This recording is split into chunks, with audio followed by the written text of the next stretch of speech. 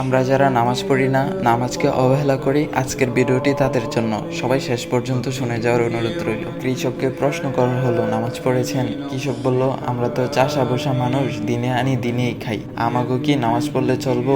নামাজ পড়লে কাজ করম কখন? চাকরিজীবীকে প্রশ্ন করা হলো, আপনি পড়েছেন নামাজ? চাকরিজীবী বলল, আমরা তো চাকরিজীবী মানুষ, পরের চাকরি করি, সময়ের আগে ডিউটিতে যেতে হয়, নয়তো কপালে থাকে বসের চোখ রাঙ্গানি, আমাদের নামাজের সুযোগ কোথায় বলেন? এক ব্যবসায়িককে প্রশ্ন করা হলো, আপনি নামাজ পড়েছেন? ব্যবসায়িক বলল, আমি তো ব্যবসা করি, মাত্রই দোকানটা খুলেছি, নামাজ তো পড়তেই হবে, এটা তো ভালো কাজ, কিন্তু দোকান রেখে নামাজে গেলে দোকান দেখবে কে বলেন? একটা ছোট ভাইকে প্রশ্ন করা হলো, তুমি কি করছো? সে বলল, আমি একজন ছাত্র, কলেজে পড়ি। তাকে প্রশ্ন করা হলো, নামাজটা পড়েছো তো? ছাত্র ভাই বলল, কি যে বলেন, পড়াশোনার যেই চাপ, নামাজ পড়ার সময় কই, তাছাড়া কাপড়টাও পাক পবিত্র নাই, কেমনে কি করি বলেন? এইভাবেই কিছু মানুষ নানা রকমের অজুহাত দেয়। মহান রবের সবচেয়ে বড় একটি হুকুম মান্য করা থেকে তারা নিজেকে বাঁচিয়ে রাখতে চায়। হঠাৎ একদিন খবর পাওয়া যায়, চাষি রহমত আলী আর নেই।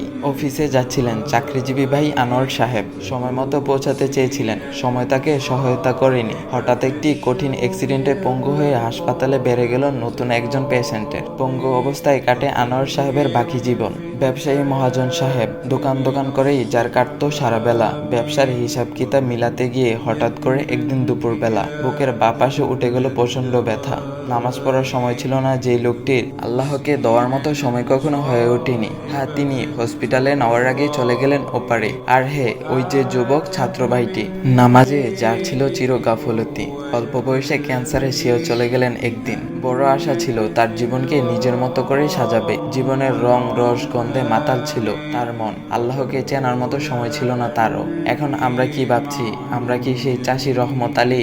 আমরা কি সেই চাকরিজীবী আনোয়ার সাহেব? আমরা কি সেই ব্যবসায়ী মহাজন? নাকি আমরা সেই ছাত্র ভাইটি? এতই তাড়াতাড়ি কি মারা যাব আমি? এখনো তো অনেক দেরি আছে। অথচ মৃত্যু প্রতিদিন আমাদের সামনে থেকে কাউকে না কাউকে নিয়ে যাচ্ছে। হ্যাঁ, যেতে হবে আমাকেও একদিন। রাসূল সাল্লাল্লাহু আলাইহি ওয়াসাল্লাম বলেছেন, বুদ্ধিমান তো হচ্ছে সেই ব্যক্তি যে তার ভুল ত্রুটি নিয়ে চিন্তা করে এবং মৃত্যুর পরবর্তী জীবনের জন্য ন্যায় আমল করে। অর্থাৎ বুদ্ধিমান হচ্ছে সেই ব্যক্তি যে কিনা নিজের দোষ ত্রুটি নিয়ে চিন্তা করে, গুনাহের জন্য অনুতপ্ত হয়, তওবা করে এবং মৃত্যুর পরবর্তী জীবন আখিরাতের জন্য ন্যায় আমল করে রাখে। হে প্রিয় ভাই ও বোন আমার, এখনো সময় আছে, খুব বেশি দেরি হয়ে যায়নি। এখনই ফিরে আসুন রবের দিকে, গুরুত্ব সহকারে নামাজ আদায় করুন এবং আল্লাহর হুকুমগুলো যথাযথভাবে পালন করুন। দেখবেন জীবনটা অনেক বেশি সুন্দর হয়ে গিয়েছে।